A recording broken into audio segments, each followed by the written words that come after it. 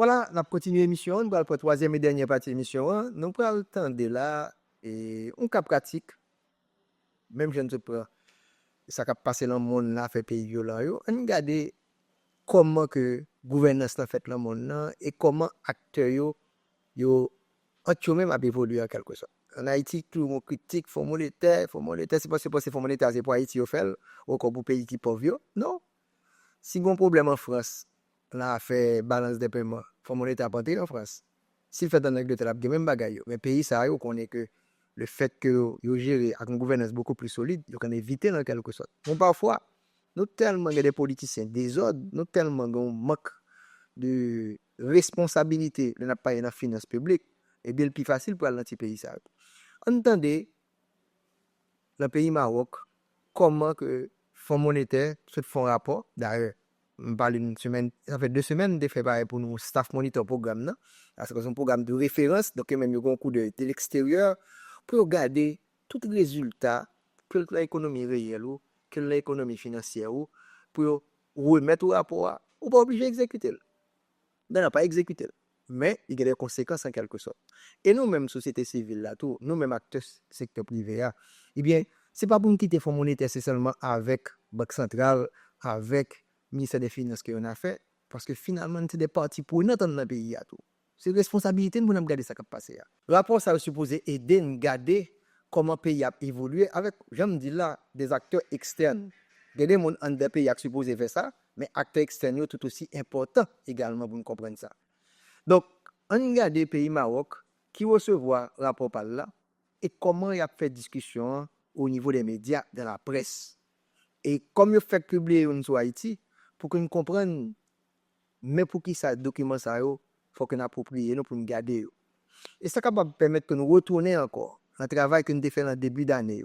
Pour nous comprendre que c'est un travail qui est extrêmement important. Lorsque un ministre des Finances, lorsque un gouverneur de Banque centrale, lorsque des économistes même qui dans le secteur privé qui travaillent dans ça, à partager l'information avec nous pour nous comprendre l'importance de ces données et de ces informations. Donc, entendez ça, bon côté télévision marocaine. Comment la politique monétaire comme frein à l'inflation, qu'est-ce que cela implique concrètement ? Est-ce qu'on se dirige vers une nouvelle étape dans la réforme du régime de change ? Sur la dette cette fois, selon les économistes du FMI, l'assainissement budgétaire ne progresse pas assez vite. Du coup, ils appellent à accélérer le rythme de réduction de la dette à des niveaux plus proches de ceux d'avant la pandémie Covid-19. Comment interpréter cette recommandation ? Réponse avec nos experts. D'abord, dans le domaine de la politique d'échange, nous avons avec nous le chercheur et économiste Omar Bakou. Bonsoir. Bonsoir Khadija. Bienvenue à vous sur ce plateau. Nous avons également avec nous notre expert, et toujours un plaisir de l'accueillir sur ce plateau, professeur d'économie à l'université Mohamed V de Rabat, professeur Zakaria Ferrano. Bonsoir et bienvenue à vous également. Merci. Professeur Ferrano, d'abord un commentaire sur les prévisions de croissance économique, sur les principaux moteurs de croissance donc de l'économie marocaine en 2025. Très bien. Bon, premièrement, donc, les prévisions ne s'écartent pas beaucoup par rapport à ce qui a été prévu, que ce soit par la Banque centrale ou aussi par le World Economic Outlook pour l'économie marocaine. Et donc, on va rester dans le corridor entre 3 et 4% pour l'année 2025. Donc, ce qui veut dire que s'il n'y a pas un rebondissement du secteur agricole, ça veut dire si on n'arrive pas à... Ils prévoient cela, hein. Ils disent qu'il y a un rebond de production. Et s'il n'y a pas de rebond de la production agricole sur l'économie marocaine ? Bon. S'il n'y a pas de rebond du secteur agricole, je pense qu'on va rester un peu dans la fourchette de croissance du PIB non agricole. Ça veut dire qu'on sera dans les 3,2-3,4% normalement qu'on fait dans le secteur non agricole. Maintenant, je pense qu'il y a de la pluviométrie qui s'est rappelée durant les dernières semaines. Je pense que ça va améliorer en partie la production agricole, mais je ne pense pas qu'on va arriver au seuil qui a été prévu dans la loi de finances. Et certainement, les 4,2 qui ont été prévus par la loi de finances ou également dans les prévisions qui ont été faites par la Banque centrale, je ne pense pas qu'on sera dans cette situation. Et donc, automatiquement, je pense que tant qu'on est rattaché à l'agriculture comme étant un moteur de croissance, comme vous l'avez cité, un moteur d'emploi également, avec 40% de la population qui travaille dans le secteur agricole, je ne pense pas qu'on va dépasser le plafond de 4% durant l'année 2025. Bon. 3,9 selon les prévisions du Fonds monétaire international. Là, il y a une remarque assez intéressante sur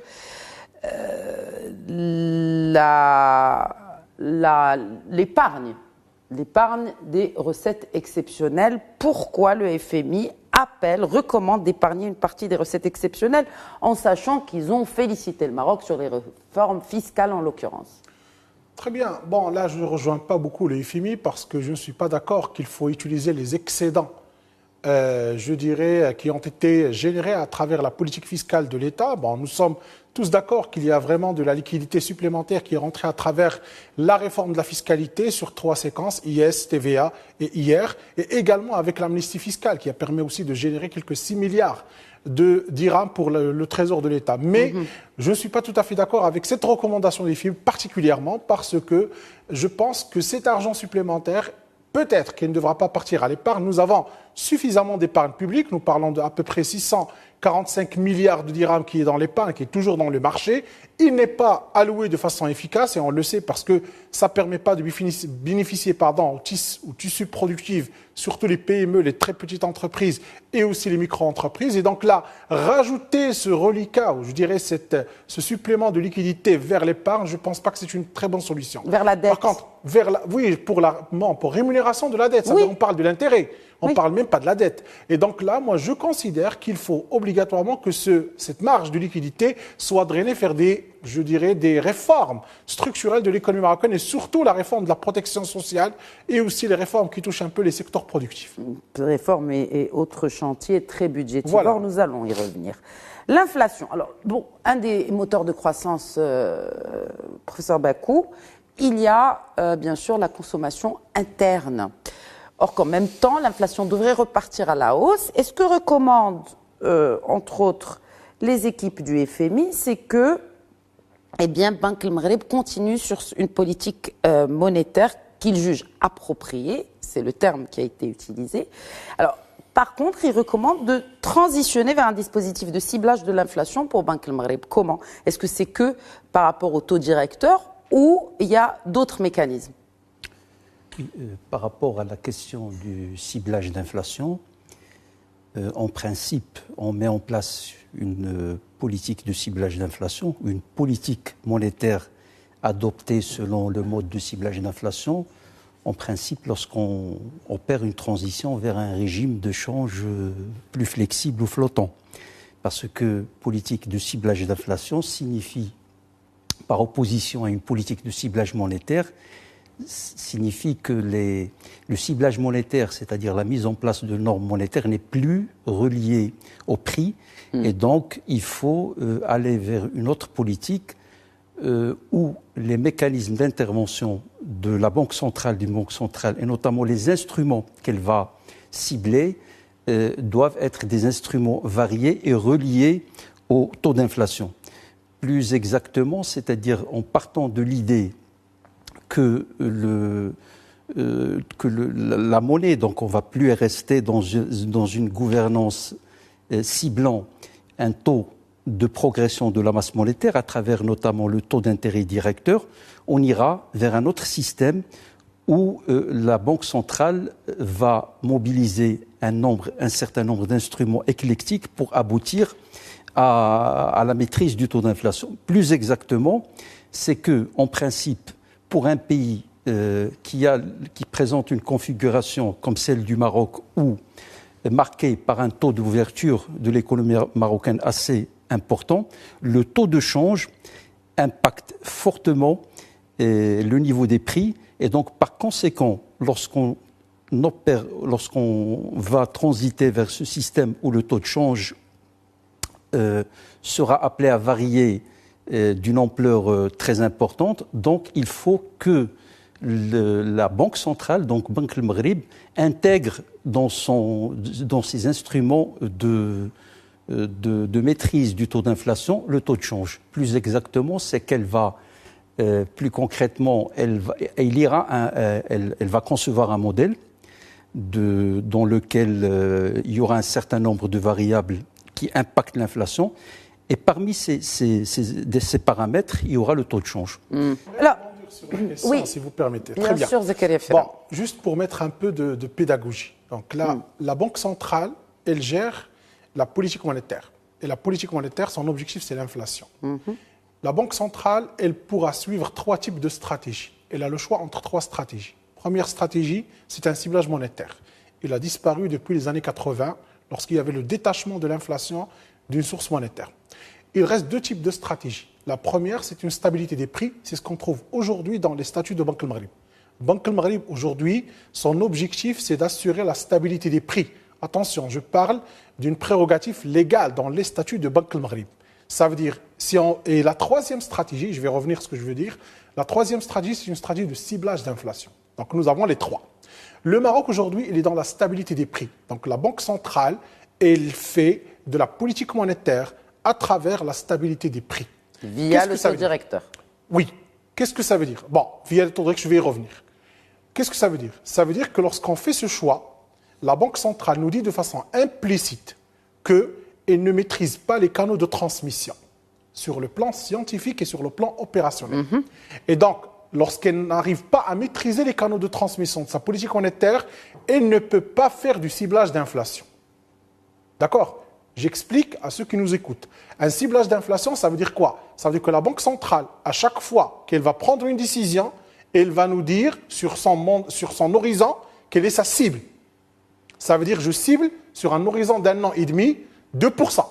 Si on n'arrive pas à 2%, il faudra mettre les comptes. Ça veut dire la Banque centrale elle est indépendante, on doit se demander, je pense, les autorités qui, soit le ministère des Finances, soit le Parlement, soit même Majesté, il a le droit de voir pourquoi on n'est pas arrivé à cette cible. C'est ce qu'on trouve dans les pays qui sont développés dans le ciblage d'inflation. Je prends la Bank of England, on prend par exemple les banques centrales New-Zélanda, etc., etc.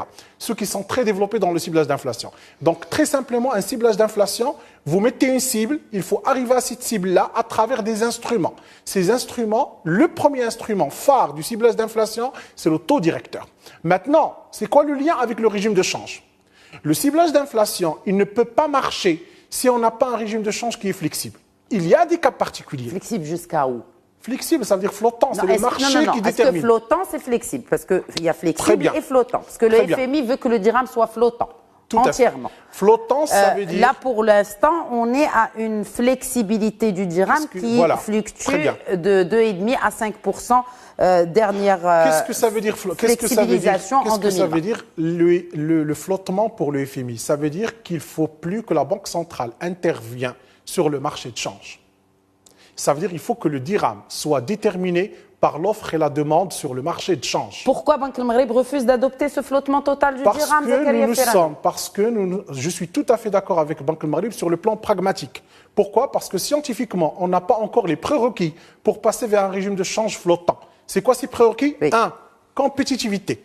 2. Les canaux de transmission doivent être identifiés. Je parle des 4 canaux. Le taux de change, le bilan bancaire, le canal du crédit et le canal du prix des actifs. Ces canaux-là ne marchent pas de façon efficace, on peut revenir sur ça après. 3e condition, c'est l'indépendance totale de la Banque centrale. Ça veut dire qu'il ne faut pas y avoir d'intervention dans les décisions de la Banque centrale. C'est le cas pour nous. Oui, c'est le cas pour nous, mais il faut en discuter. Il faut en discuter de façon très large. J'ai tout à l'heure parlé de l'épargne publique qui va directement vers les banques du Trésor. Et là, ça pose une énormément de questions par rapport à la libéralisation de ce qu'on appelle l'épargne. Et il y a d'autres conditions que je parle, des conditions qui sont en lien avec la libéralisation des prix. Parce que, en partie, ce qu'on est en train de mettre en place ici, en termes de libéralisation de marché, d'instauration de la concurrence, d'acceptation des chocs réels à l'international, c'est en partie une acceptation du flottement du taux de change. Un commentaire, vous êtes expert justement en politique de change, Omar Bakou, et l'impact sur ce genre de décision sur l'économie marocaine. Par rapport au ciblage d'inflation, donc le ciblage d'inflation, il n'y a pas une recette. Tout à fait. Il n'y a pas une recette universelle pour mettre en œuvre le ciblage d'inflation. Il y a un certain nombre de principes qui viennent d'être cités par mon ami Zakaria Ferran. Et ces principes, c'est que, en principe, la Banque centrale doit avoir une autonomie totale en matière de politique monétaire. Quand on parle de l'autonomie institutionnelle et l'autonomie opérationnelle. Tout à fait. L'autonomie institutionnelle, aujourd'hui, la Banque centrale marocaine dispose de cette autonomie à travers son statut. Mais en matière d'autonomie opérationnelle, elle n'a pas encore la main sur tout, sur l'ensemble des déterminants qui impactent le taux d'inflation, et notamment un déterminant qui relève de la sphère monétaire, qui est celui du taux de change. Pourquoi ? Parce que aujourd'hui, par exemple, et là on l'a vécu de 2000 à 2006, avec un taux de change qui est plus ou moins fixe, donc qui ne peut pas varier d'une manière totale, donc il se peut que le marché des changes observe des phases, par exemple, d'excédent ou de déficit. Mais par exemple, lorsqu'il y a un excédent important, donc il y a une création monétaire dont la Banque centrale ne peut pas y remédier d'une manière. Il y a les réserves obligatoires, donc ce qui fait que son autonomie peut, c'est-à-dire qu'elle ne peut pas maîtriser l'ensemble de la masse monétaire, donc du volume de la masse monétaire, et donc ce qui impacte les prix. Un ciblage d'inflation, une autonomie opérationnelle, cela signifie que dans la sphère monétaire, par exemple, la Banque centrale, lorsqu'elle va concevoir son modèle, et dans ce modèle, il y aura bien sûr une partie des variations des prix qui est déterminée ou qui est liée ou conditionnée par la masse monétaire, mais il y a une autre partie, une autre composante qui est bien sûr liée au taux de change. Et donc lorsqu'elle, à travers son modèle, elle va concevoir un modèle dans lequel, par exemple, le taux de change, s'il se déprécie de plus de 10%, il y aura tel taux d'inflation. Donc, lorsqu'il y aura une dépréciation, par exemple, de plus de 10%, elle va intervenir sur le marché. Lorsqu'il y aura une appréciation, elle va intervenir. Je vais parler. Pour simplifier, je vais vous dire concrètement. Pour simplifier concrètement, on met en place, par exemple, le flottement. Et supposons, par exemple, que la Banque centrale, dans son modèle, elle voit que l'un des instruments pour parvenir à une maîtrise du taux d'inflation, c'est que de faire apprécier le taux de change de 15%. C'est possible. Elle remarque qu'elle veut arriver à cette cible d'inflation parce que ciblage d'inflation, c'est que vous allez déterminer d'une manière, fixer d'une manière quantitative un taux, vous vous engagez sur un taux d'inflation précis. Vous dites 2%. Aujourd'hui, c'est la stabilité du taux d'inflation. Et maintenant, si elle remarque, parce que il ne faut pas oublier que nous sommes un pays très ouvert, et donc dans notre modèle économique, le ciblage d'inflation va dépendre, dans le modèle qui va être conçu, de notre configuration économique, dans laquelle le taux d'inflation est déterminé d'une manière assez importante par le taux de change. Donc si elle voit que, par exemple, moi je dis n'importe quoi, qu'il faut faire apprécier ou mener une politique à travers des interventions, donc livrer de la liquidité oui. Sur le marché d'échange, donc des devises, donc ça peut aller à l'encontre de la politique du gouvernement, etc., etc. Donc ça, c'est ce que j'appellerais l'autonomie opérationnelle. Autonomie opérationnelle, ça veut dire de maîtriser tout le cercle ou le circuit des canaux ou des instruments qui impactent le taux d'inflation. Et donc, par conséquent, la Banque centrale, pour des raisons monétaires, peut faire apprécier le taux de change, par exemple, à un niveau donné, donc ce qui peut rentrer en contradiction avec les objectifs du gouvernement, parce qu'il y a plusieurs secteurs dont la compétitivité dépend du taux de change. Et l'inverse, on peut le dire. Voilà.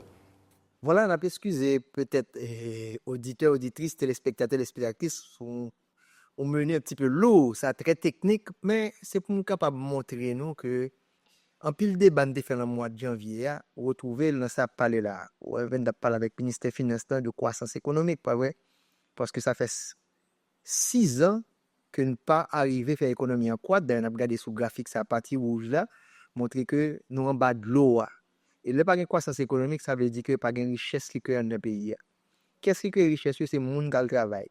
Donc, c'est dit que si il y a une contraction, ça veut dire que c'est le monde qui a provoqué. Et là, les gens qui parlent de travail pour diable, il va y avoir l'argent qui entre dans la poche. Donc, il y a à ça, les pauvreté, extrême pauvreté. Je vais rappeler pour la énième fois, l'économie est un instrument supposé pour que moun capable améliorer conditions de vie, pour sortir de pauvreté, pour sortir d'extrême pauvreté. Et c'est pas seulement le travail pour pauvre, non. Il faut qu'on ait le travail pour capable vivre de manière décente en quelque sorte. Donc, nous, les chocs, ça, on a vivre là, ajouter après, eh bien, Fonds monétaire vient lui-même, il garde. D'ailleurs, le graphique pour 2025, là, Fonds monétaire prévoit 0,5% de croissance simplement. Document